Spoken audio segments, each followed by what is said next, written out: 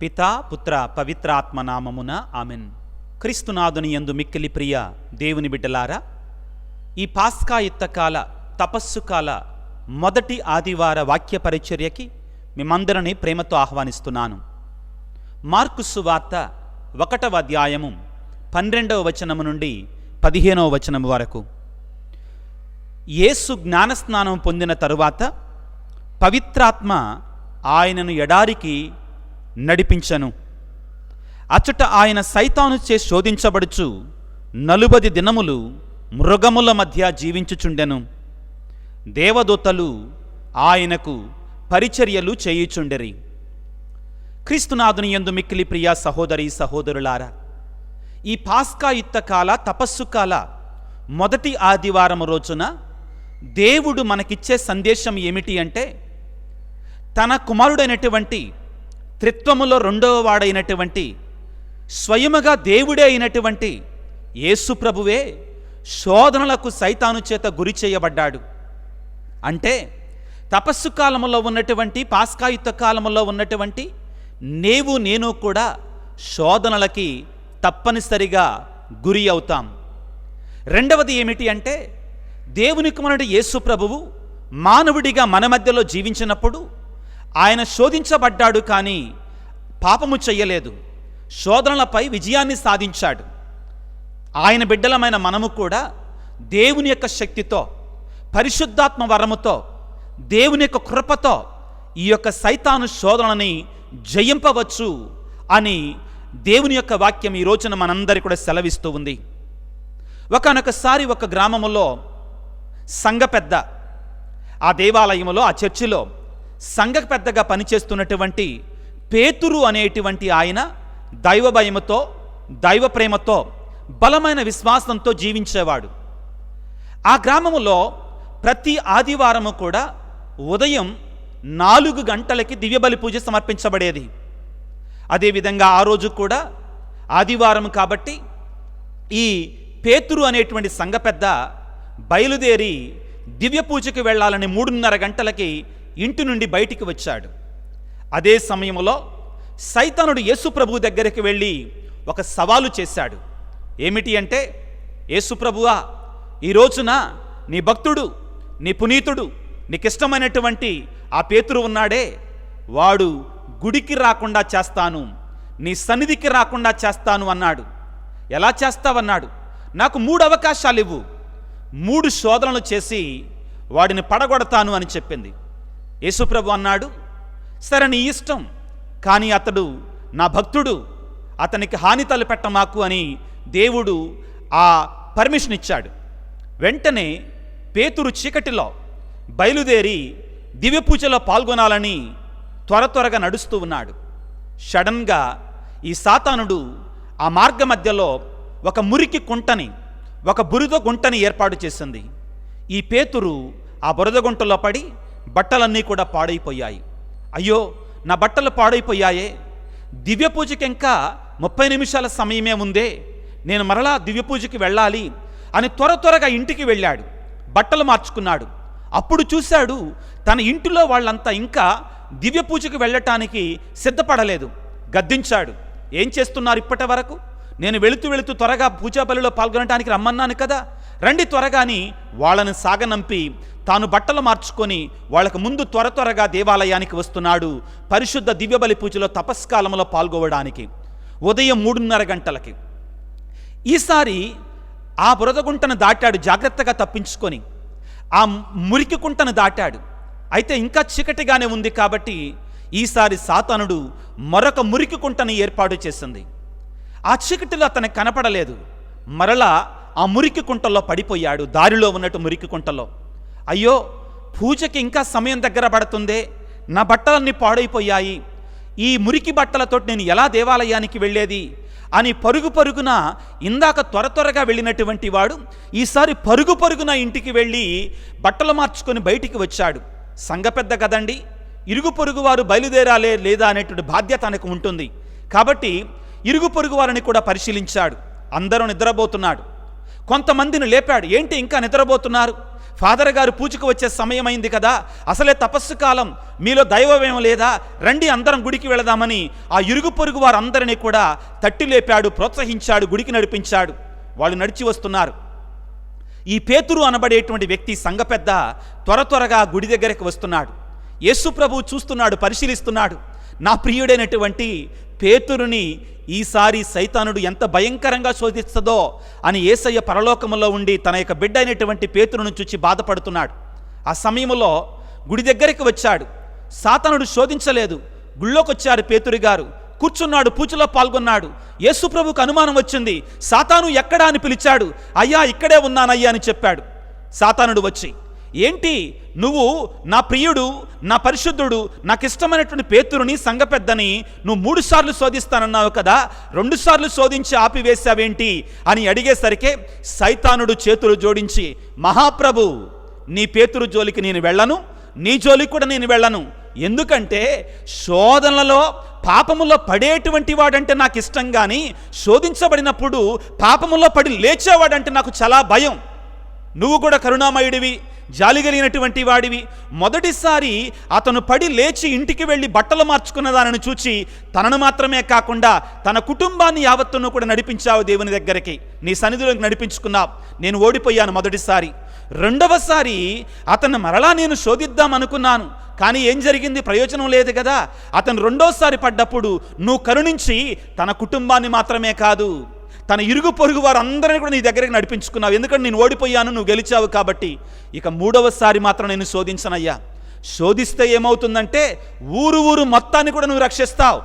కాబట్టి శోధనలు పొంది పడిపోయి అక్కడే ఉండేటివాడు అంటే, పాపములో అక్కడే ఉండేటువంటి వాడంటే నాకు ఇష్టం, కానీ శోధనను జయించి ఆ శోధన నుండి బయటికి వచ్చి పవిత్రంగా జీవించేవాడంటే నాకు భయం, నాకు ఇష్టం ఉండదు. కాబట్టి నేను 3వసారి శోధించటానికి నేను సిద్ధంగా లేను మహాప్రభు, నీ పేతురుకు ఒక దండం, నీకొక దండం అని ఆ సాతానుడు వెళ్ళిపోయాడట. ప్రియ స్నేహితులారా, చిన్న ఉపమానం అండి.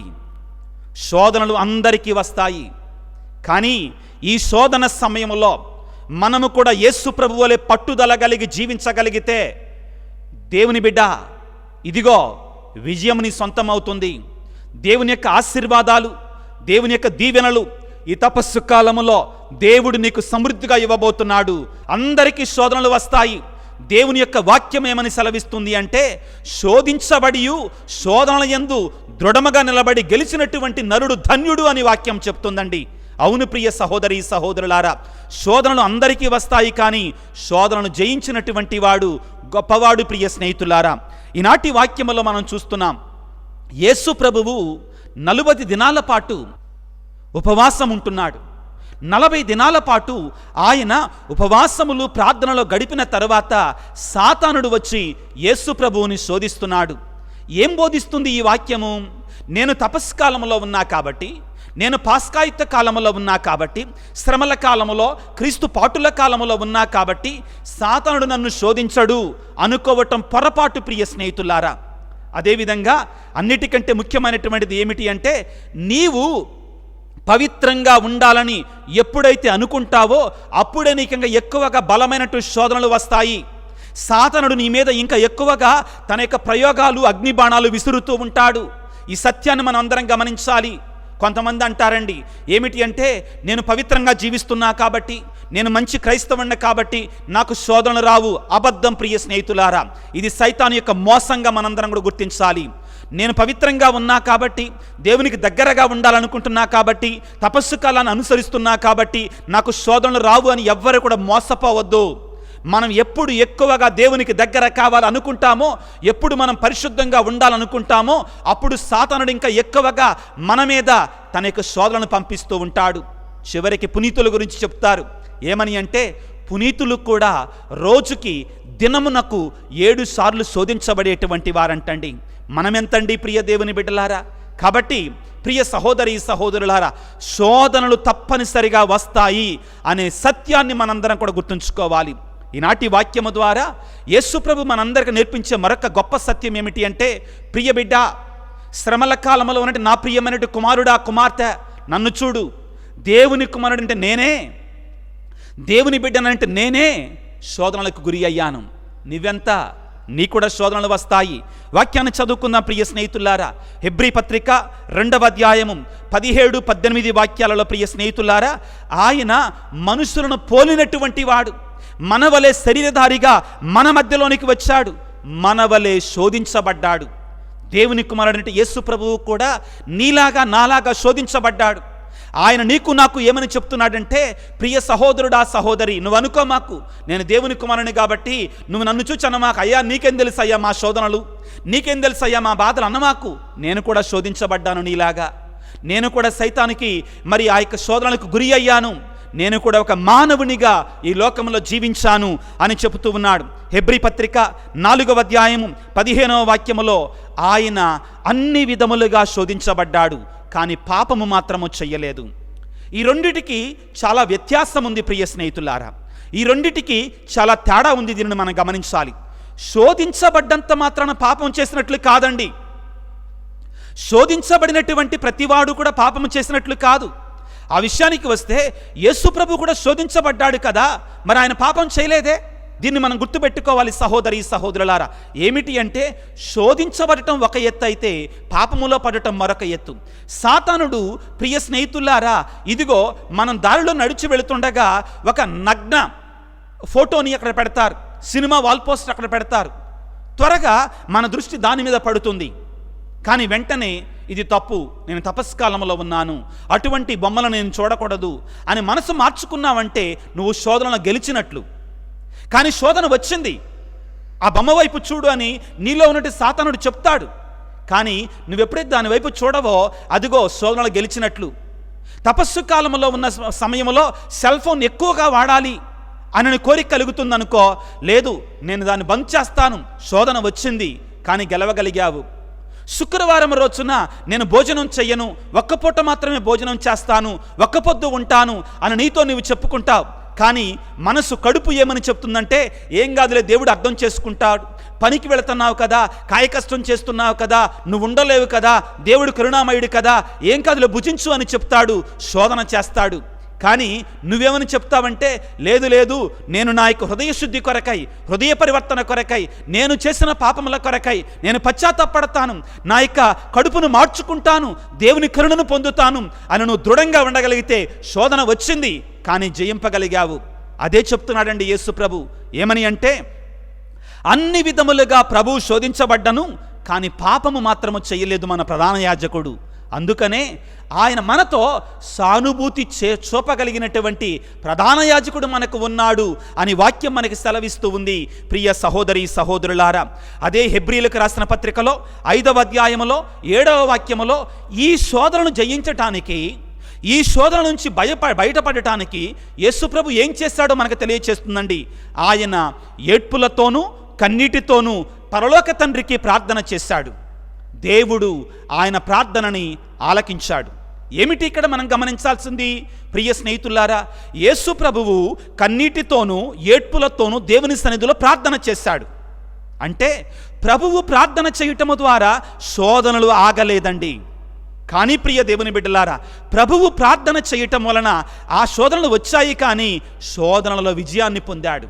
అదే హెబ్రీ పత్రిక 5వ అధ్యాయం 7వ వాక్యం ఏమంటుందంటే, యేసు ప్రభువు కన్నీటితోనూ ఏడ్పులతోనూ దేవుని సన్నిధిలో తన పరలోక తండ్రికి ప్రార్థన చేస్తే ఆయన పరలోక తండ్రి ఆయన ప్రార్థనను ఆలకించాడట. ప్రియ స్నేహితులారా, ఈ రోజున మనందరము కూడా ఏ విధముగా శోధన నుంచి బయటపడాలి, తపస్సు కాలములో శోధనలకు లొంగకుండా ఏ విధముగా ఉండాలి అంటే, ప్రభు అయిన క్రీస్తునాథుడు నీకు నాకు కూడా గొప్ప సుమాతృకను చూపిస్తూ ఉన్నాడు.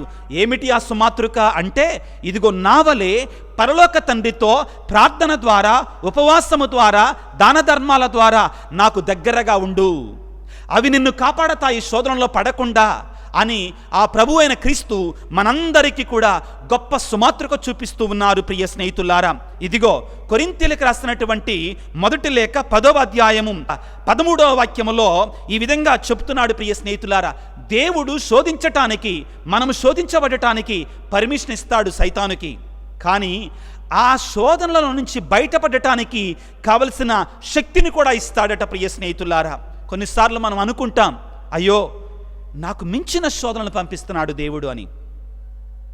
చాలామంది మనలో అంటుంటారు, నా వల్ల కానటువంటి శోధనను పంపిస్తున్నాడు దేవుడు, నా శక్తికి మించిన శోధనను పంపిస్తున్నాడు దేవుడు అంటాడు. No, that is wrong. నువ్వు భరించలేనటువంటి, నువ్వు విజయం సాధించలేనటువంటి శోధనని దేవుడు ఎప్పుడూ కూడా నీకు ఇవ్వడు. ప్రియ స్నేహితులారా, గమనించండి, శోధనలు మన మంచి కొరకే ఈ తపస్సు కాలములో. శోధనలు మన మంచి కొరకే ఈ తపస్సు కాలములో. ఒక గొప్ప పునీతుడు ఈ విధంగా అంటాడంటే, శోధనలు ఎటువంటివంటే పెద్ద తుఫాను లాంటివంటండి. ఒక పెద్ద చెట్టుకి పెద్ద తుఫాను లాంటివంటండి. ఆ తుఫాను వచ్చినప్పుడు ఆ చెట్టుని ఆ యొక్క తుఫాను అటు ఇటు కుదుపుతుందండి. కుదిపినప్పుడు ఏం జరుగుద్దంటే, సైంటిస్టులు ఏమంటారంటే, తుఫాను వచ్చినప్పుడంట ఆ చెట్టును అటు ఇటు కుదిపినప్పుడంట దాని వేర్లు కొంచెం కదులుతాయంటండి. చెట్టు వేర్లు కొంచెం కదులుతాయంటండి. కదిలినప్పుడట ఆ వేర్లు నిదానంగా ఇంకా లోతుగా వెళ్ళటానికి అవకాశం దొరుకుతుందట. ఆ వేర్ల చుట్టూ ఉన్నటువంటి ఆ కొద్దిగా అటు ఇటు చెట్టు కదిలినప్పుడు కొంచెం మనకు కనపడవండి కొన్నిసార్లు, అటు ఇటు కదిలినప్పుడంట ఆ చెట్టుకున్నటువంటి వేర్లు, ప్రియ స్నేహితులారా, ఆ పాత వేర్లు త్వరగా ఆ మట్టి లూజ్ అయిపోయి, ఆ మట్టి వదులైపోయి ఇంకా బలంగా, ఇంకా దృఢంగా, ఇంకా బలమైనటువంటి వేర్లని ఆ యొక్క నేలలోనికి జొంపించటానికి అవకాశం దొరుకుతుందంటండి. క్రైస్తవునికి శోధనలు కూడా ఇంతే. పరిశుద్ధ బైబిల్ గ్రంథం ఏమంటుంది ప్రియ స్నేహితులారా? నాశనమకు బంగారము కూడా, నాశనమయ్యేట్లు బంగారము కూడా 7 సార్లు పొటము వేయబడుతుంది కదా. మరి ఎంతో విలువైనటువంటి నీ విశ్వాసము క్రైస్తవుడా పరీక్షించబడవద్దా? దేవుని వేడుకుందాం ఈ రోజున. తండ్రి, శోధనలు వద్దు అని వేడకూడదండి, శోధనలో జయాన్ని ప్రసాదించమని వేడుకోవాలి. నిజమే ప్రియులారా, ఏమిటి అంటే ప్రార్థించేవాడికి ప్రార్థించినటువంటి వాడికి తేడా ఏమిటి? తపస్సు కాలములో ఉపవాసం ఉండేటువంటి వాడికి ఉపవాసం ఉండనటువంటి వాడికి తేడా ఏమిటి? తపస్సు కాలాన్ని పాటించి నిష్టగా ఉండేటువంటి వాడికి, నిష్టగా ఉండకుండా ఈ తపస్సు కాలంలో కూడా చెడు జీవితాన్ని జీవిస్తున్నటువంటి వాడికి తేడా ఏమిటి అంటే, ప్రియ స్నేహితులారా, వాడికి శోధనలు వస్తాయి, వీడికి శోధనలు వస్తాయి, ఇద్దరికి కూడా శోధనలు వస్తాయి. కానీ ప్రియ సహోదరి సహోదరులారా, ప్రార్థన చేసేటువంటి వాడు, ఉపవాసం ఉండేటువంటి వాడు, దాన ధర్మాలు చేసేటువంటి వాడు ఏం చేస్తాడంటే ఈ శోధనలలో విజయాన్ని పొందుతాడు యేసు ప్రభువులాగా, జయాన్ని పొందుతాడు యేసు ప్రభువులాగా. కానీ ప్రార్థన చేయనటువంటి వాడు, ఉపవాసం ఉండనటువంటి వాడు, దాన ధర్మాలు చేయనటువంటి వాడు ఈ శోధనలో కూరుకుపోయి సైతానుకు బానిస అయిపోతాడు. ప్రియ స్నేహితులారా, నేను మొదటిలో చెప్పినట్టు ఉపమానంలో జరిగింది అదే. అతను సంఘ పెద్ద, నీతిమంతుడిగా సుమత్రుకైన జీవితాన్ని జీవిస్తూ దేవునికి భయపడుతూ జీవించాడు కాబట్టి శోధనలు వచ్చినా కానీ ఆ శోధనలలో యేసు ప్రభువలే విజయాన్ని పొందాడు. గమనించండి బిడ్డలారా, సైతాను శోధనలు మనందరికీ కూడా వస్తూనే ఉంటాయి. మనలో ఎవరైనా కానీ నేను పవిత్రుడిగా ఉంటున్నాను, దేవునికి దగ్గరగా ఉంటున్నాను, నాకిక శోధనలు రావు అనుకుంటే మనం పెద్ద పొరపాటు చేసినట్టే, పప్పులో కాలేసినట్లే. ప్రియ స్నేహితులారా, జాగ్రత్త పడదాం. పేతురు గారు ఏమంటున్నారండి? సైతానుడు గర్జించు సింహములాగా పొదల మాటును మక్కి ఎవరైనా దొరుకుతారేమో వారిని కబళించాలని, వారి మీదకి దూకాలని ప్రియ స్నేహితులారా సైతానుడు సిద్ధముగా ఉన్నాడు. అణువణువున క్షణము కూడా ఈ తపస్సు కాలంలో జాగ్రత్త పడు. సైతాను చేసేటువంటి వదిలేటు అగ్ని బాణాలకు లోనై పాపాంధకారములో మునిగిపోకుండా యేసు ప్రభువలే సైతానుపై విజయాన్ని సాధించటానికి కావలసిన శక్తిని, పరిశుద్ధాత్మ వరాన్ని మనకు ప్రసాదించమని వేడుకుందాం. ఈనాటి సువిశేషములో అన్నిటికంటే ముఖ్యమైన మాటను మనం మర్చిపోకూడదండి. మార్కు సువార్త 1వ అధ్యాయము 12వ వాక్యములో పవిత్రాత్మచే ఆయన ఎడారికి కొనిపోబడెను. చాలా ముఖ్యమైన మాట. యేసు ప్రభువుతో ఎవరు ఉన్నారు? యేసు ప్రభు ఒంటరిగా లేడు. యేసు ప్రభువుతో ఎవరు ఉన్నారు? పరిశుద్ధాత్మ దేవుడు ఆయనకు తోడుగా ఉన్నాడు. పవిత్రాత్మ శక్తి ఆయనకు తోడుగా ఉంది. ఈ తపస్సు కాలములో కూడా, ఈ పాస్కా యుద్ధ కాలములో కూడా సైతాను శోధనను మనం జయించాలి అంటే మనకు కావాలి దేవుని యొక్క ఆత్మ బలం, పరిశుద్ధాత్మ వరం, పరిశుద్ధాత్మ శక్తి.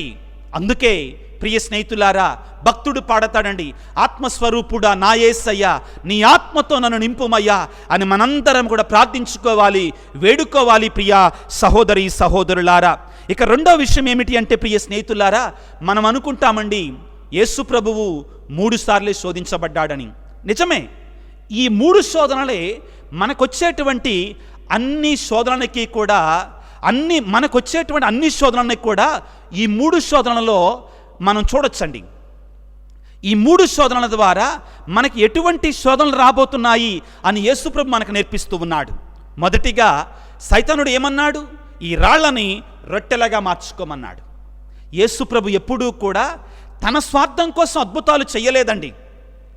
ప్రియ స్నేహితులారా, మొదటి ఈ యొక్క శోధన ఏమిటి అంటే సుఖాన్నిచ్చే, సంతోషాన్నిచ్చే ఈ యొక్క శోధన. సాతానుడు ఎప్పుడూ కూడా మనకి సుఖాలని, సంతోషాలను ఇచ్చి మన పాపంలోనికి నడిపిస్తాడు. జాగ్రత్త పడాలి ప్రియ స్నేహితులారా. కడుపు నింపుకోమంటున్నాడు. యేసు ప్రభువు రాళ్ళను రొట్టెలుగా మార్చలేడా? 5,000 మందికి ఆహారాన్ని పంచి ఇచ్చాడే. రాళ్ళను రొట్టెలుగా మార్చలేడా? మార్చగలడు. కానీ తన స్వార్థం కొరకై, తన సుఖము కొరకై ఆయన ఎప్పుడూ కూడా శోధించబడలేదు. ప్రజల మేలు కొరకై ఆయన అద్భుతాలు చేశాడు. మన జీవితంలో కూడా మనకి సాతానుడు అంటాడు, ఈ సుఖాన్ని పొందు, ఈ సుఖాన్ని అనుభవించు, మంచి బిర్యానీ తిను తపస్సు కాలంలో కూడా, ఏం కాదులే, దేవుడు కఠినుడు కాదు, ఎక్కడ రాసి ఉంది బిర్యానీ తినొద్దని, మాంసం తినొద్దని ఎక్కడ రాసి ఉంది చూపించండి. కొంతమంది వితండవాదం చేస్తారు. ఏమిటి మనం చేసేది? కడుపు మార్చుకోవటం ద్వారా మన ఆత్మను వెలిగించాలి. కడుపు మార్చుకోవటం ద్వారా మన ఆత్మను నింపుకోవాలి. ప్రియ స్నేహితులారా, ప్రభు ఇదే చేస్తున్నాడండి. అలనాడు ఇశ్రాయేలు ప్రజలు, గుర్తుపెట్టుకోండి ప్రియ స్నేహితులారా, అలనాడు ఇశ్రాయేలు ప్రజలు ఎడారులు నడుస్తూ ఉండగా కడుపు కోసం దేవునికి కడుపు నింపుకోవటం, భోజనం కోసమై దేవుని మీద, మోషే మీద, అహరోను మీద తిరగబడ్డారు. నూతన మోషే అయినటువంటి యేసు ప్రభువు ఆ శోధనను జయించాడు. రెండవది దేవుని శోధించటం. మనం కూడా అంటుంటామండి, యేసు ప్రభు దగ్గరికి వచ్చి సాతానుడు ఏమంటున్నాడు? ప్రియ దేవుని బిడ్డలారా, నీవు ఈ శిఖరం నుండి కిందికి దూకు. వాక్యములో రాయబడి ఉంది కదా, ఏమని? నీ యొక్క నేలని, నీ పాదాలను, రాళ్లను తాకనివ్వడో, తన దూతలను పంపి నిన్ను ఎత్తి పట్టుకుంటాడు, నువ్వు దూకు అని అన్నాడు. మనల్ని కూడా సాతానుడు శోధిస్తాడు. మనం కూడా గుళ్ళోకి వచ్చి ప్రార్థన చేస్తాం, దేవుడా నువ్వు నిజంగా దేవుడు అయితే. ఏం మాట అండి ఇది? నువ్వు నిజంగా దేవుడు అయితే నాకు తప్పనిసరిగా అది నాకు సహాయం చేయి, నాకు ఉద్యోగం వచ్చేటట్టుగా చూడు, నాకు పిల్లలు కలిగేటట్లుగా చూడు. ఇదే నిజమైన శోధన అండి. నువ్వు నిజంగా దేవుడు అయితే, నువ్వు దేవుడివే అయితే. పాపం ప్రియులారా, దేవుని శోధించవద్దు. నీ దేవుడైన యెహోవాను శోధించవద్దు. ఇది పాపం. సాతానుడు ఇలానే శోధిస్తాడు. ఏమిటంటే, నువ్వు నమ్ముతున్నావుగా యేసయ్యని, ఆయన నిజంగా దేవుడైతే ఈ వరాన్ని ఇవ్వమను, ఇవ్వకపోతే దేవుడు కాడు. శోధన భయంకరమైన శోధన అండి. ఈ రోజుల్లో క్రైస్తవులందరం కూడా శారీరక స్వస్థతల కోసం, ఆర్థికమైనటువంటి లాభాల కోసం, ఉద్యోగాల కోసం, ఆస్తిపాస్తుల కోసం యేసు ప్రభు దగ్గరకు వచ్చి ప్రార్థన చేస్తున్నాం. మనం అనుకున్నది రాకపోయేసరికి నేను యేసు ప్రభుని విడిచిపెడతాను. పెద్ద శోధన అండి. ఆత్మను నాశనం చేసుకుంటున్నాం. అదే శోధన యేసు ప్రభువుకి వచ్చింది. ప్రియ దేవుని యేసు ప్రభు ఏమన్నాడు? నీ దేవుడైన యెహోవాని శోధింపరాదని రాయబడి ఉంది. మూడవ శోధన చాలా భయంకరమైన శోధన. ప్రియ స్నేహితులారా, ఏమిటి అంటే సాతానుడు భయంకరంగా యేసుప్రభు మీద శోధన చేస్తున్నాడు. ఏమిటి అది? నువ్వు నన్ను ఆరాధించు అంటున్నాడు. ఈ లోకాన్ని సంపదలు నీకు ఇస్తానంటున్నాడు. ప్రియ బిడ్డ, సంపదలు నీ యొక్క ఆత్మకు నాశనం అవుతున్నట్లయితే, లోకమంతా సంపాదించి నీ ఆత్మనే కోల్పోతే ప్రయోజనమేముంది? ప్రభు అంటున్నాడు. వెంటనే యేసు ప్రభు కోపం వచ్చింది. సాతాను, నా నుండి వెళ్ళో, నీ దేవుడైనట్టు ప్రభువును మాత్రమే ఆరాధించుదువుగాక గద్దించాడు. ఆ చివరి మాట వినేసరికి ఈ రోజున నీకు నీవుగా, నాకు నేనుగా ఆత్మపరిశీలన చేసుకోవాలి. దేవుని స్థానంలో నీ సంపదలను ఉంచుతున్నావా? నీ ఆస్తిపాస్తులను ఉంచుతున్నావా? దేవుడు అంటున్నాడు, నాకు మాత్రమే మొదటి స్థానాన్ని ఇవ్వు, నాకు మాత్రమే ప్రథమ స్థానాన్ని ఇవ్వు అంటున్నాడు. నీ దేవుడైన ప్రభువును ఆరాధించుదువుగాక. నీ సంపదలను ఆరాధిస్తున్నావా? నీ బంధుత్వాన్ని ఆరాధిస్తున్నావా? నీ యొక్క వ్యసనాలను ఆరాధిస్తున్నావా? ఆత్మపరిశీలన చేసుకో ప్రియ బిడ్డ. సాతానుడు అన్నాడు యేసు ప్రభు దగ్గరకు వచ్చి, ఇదిగో ఈ లోకంలో ఉన్న సంపదలన్నీ కూడా నాయే, నువ్వు నన్ను ఆరాధిస్తే నీ సంపదలను నీకు ఇస్తానన్నాడు. ఆ సాతానుడు కూడా ఈ ఆధునిక ప్రపంచంలో నుండి క్రైస్తవుణ్ణి తన యొక్క సంపదలతో మోసం చేస్తున్నాడు, దేవుని నుండి దూరం చేస్తున్నాడు. బిడ్డలారా, ప్రభువుని వేడుకుందాం. అయ్యా యేసురాజా, శోధింపబడి కూడా శోధనలో పడకుండా నీ ప్రియమైన తండ్రికి ఇష్టమైనటువంటి వాడివిగా ఉన్నావు. అయ్యా, నీ యొక్క 40 దినాలను మేము కూడా అనుసరిస్తున్నాం తండ్రి. నీ శక్తిని మాకివ్వు, నీ యొక్క ఆత్మవరాన్ని మాకివ్వయ్యా, మాలో ఉన్న బలహీనతను తొలగించయ్యా. నీ ఆత్మశక్తి మమ్మ నింపయ్యా. ఇదిగో సాతానుడికి శోధించబడి పాపములో పడేటువంటి వాడంటే ఇష్టం, కానీ శోధించబడి ఆ యొక్క శోధనలో విజయాన్ని పొందామంటే మనం సాతానుకి గడగడలాడిపోతాడు ప్రియులారా. అటువంటి శక్తిని, ఆత్మబలాన్ని, ఆత్మానుగ్రహాన్ని మనందరికీ ప్రసాదించమని ఆ దేవాది దేవుని నాతో తలలు వంచి ప్రార్థన చేయండి ప్రియ స్నేహితులారా. సర్వశక్తిమంతుడా, సర్వోన్నతుడా యేసురాజా, నరావతారిగా మీరు మా మధ్యలోనికి వచ్చినప్పుడు మా వలె మీరు కూడా శోధించబడ్డారు. కానీ ఆత్మబలముతో, తండ్రి కృపతో నింపబడి ఉపవాసం ఉండి ప్రార్థన చేసి సైతాను శక్తి మీద, సైతాను శోధనల మీద విజయాన్ని పొందిన గొప్ప దేవుడానికి స్తోత్రాలు. ప్రభువా, ఈ తపస్సు కాలంలో, ఈ పాస్కాయుక్త కాలంలో ఉన్న మాపై కూడా సైతాను యొక్క శోధనలు భయంకరంగా ఉంటాయి అనే సత్యాన్ని మాకు నేర్పించినందుకు మీకు స్తోత్రాలు. యేసురాజా, మేము నిన్ను అంటిపెట్టుకొని ఉండడానికి, పాపానికి దూరంగా ఉండడానికి, నీ ప్రియమైన బిడ్డలుగా జీవించటానికి, శోధనలో జయాన్ని పొందటానికి కావలసిన శక్తిని మాకు ఇవ్వయ్యా. ప్రభువా, పరిశుద్ధ జీవితాన్ని జీవించటానికి మా శక్తి మాకు చాలదయ్యా. నీవు ఎడారిలోకి కొనిపోబడినప్పుడు, ఉపవాసం ఉన్నప్పుడు, సైతానుతో శోధించబడినప్పుడు పరిశుద్ధాత్మ దేవుడు నీకు తోడుగా ఉండి నిన్ను బలపరిచాడు. దేవుని యొక్క దూతలు నీ వద్దకు వచ్చి నిన్ను బలపరిచాయి. అదేవిధంగా ప్రభువా, నీ దూతలను మాకు కాపలాగా ఉంచండి సైతాను నుంచి కాపాడటానికి. పరిశుద్ధాత్మ శక్తిని మాలో ఉంచండి శోధన నుంచి విజయాన్ని పొందడానికి. ప్రభువా, ముఖ్యంగా ఈ శ్రమల కాలంలో మంచిగా ఉండాలని కోరుకుంటూ బలహీనతల కారణంగా పడిపోతున్న బిడ్డలను ప్రభువా నీ ఆత్మతో లేవనెత్తండి తండ్రి. నీ పరిశుద్ధాత్మ శక్తిని వారికి ఇవ్వమని మా ప్రభు అయిన క్రీస్తు ద్వారా వేడుకొనుచున్నాము తండ్రి, ఆమెన్. ప్రభువు మీతో ఉందురుగాక, మీ ఆత్మతో ఉందురుగాక. సర్వశక్తి గల సర్వేశ్వరుడు పితా, పుత్ర, పవిత్రాత్మ మిమ్ము మీ కుటుంబాలను చల్లగా దీవించి ఆశీర్వదించి కాపాడుదురుగాక. God bless you. దేవుడు మిమ్ము దీవించుగాక. ఆమెన్.